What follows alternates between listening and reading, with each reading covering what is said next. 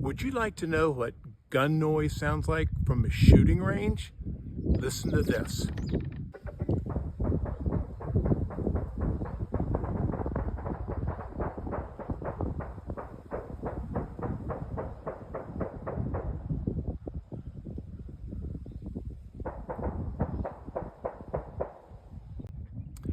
In Henderson County, North Carolina, the county commissioners made a radical change to local ordinances that will allow shooting ranges in close proximity to residential neighborhoods. And this could occur from 9 a.m. to 8 p.m. 7 days a week. That is exactly what we would hear from our backyard. Effectively, this would destroy our quality of life and dramatically reduce our property values. Does it make sense to you? Our voices matter.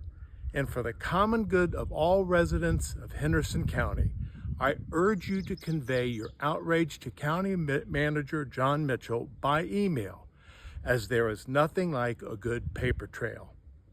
My name is Frank Wood, just a concerned citizen who believes in the power of the people.